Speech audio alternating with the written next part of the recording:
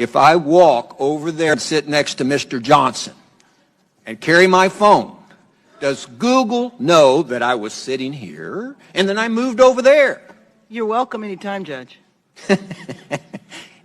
Yes or no? I genuinely don't know without knowing I'm what shocked services. you don't know. Do you or do you not collect identifiers like name, age, and address? Yes or no? If you're creating an account, yes, and using an account, yes. Yes. Device identifiers like IP address or IMEI? Depending on the situation, we could be collecting it, yes. Specific search histories when a person types something into a search bar? If you have search history turned on, yes. Contents of emails and Google documents? We store the data, but we don't read or look at your Gmail. But you have access to them? As a company, we have access to them, yes. So you could? Saying you don't or don't. I'm not asking do you or don't. I'm saying you could, though there is a possibility. We have clear established policies on how we would do that data. GPS signals, Wi-Fi signals, Bluetooth beacons? Would depend on the specifics, but there may be situations, yes. The GPS, yes.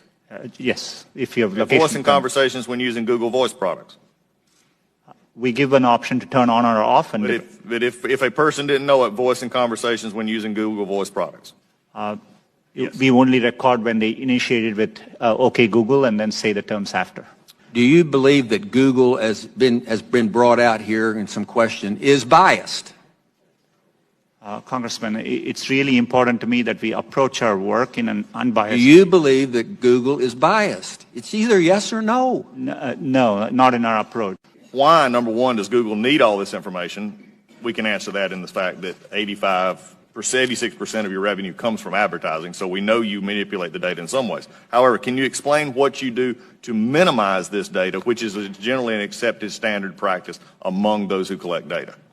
Our goal is, but we are providing, for example, if we are providing you a service like Gmail, which we have done for 15 years, that data, we need to store it for our users, so they expect us to. So we are trying hard to match users' expectations. We don't need, our data for advertising, as I said earlier, most of it comes from just the keywords you type. And so, we need minimal data to do advertising. We give you options to turn ads personalization off. We store most of the data we do today to help give users the experience they want, and that's what we're trying to do. How do you explain this apparent bias on Google's part against conservative points of view, against conservative policies? Is it just the algorithm, or is there more happening there? Congressman, I understand the frustration at seeing negative news, and I see it on me. On Google, there are times you can search on Google, and page after page there's negative news which we reflect. But what is important here is we use a robust methodology to reflect what is being said about any given topic at any particular time. And we try to do it objectively using a set of rubrics. It is in our interest to make sure we reflect what's happening out there in the best objective manner possible.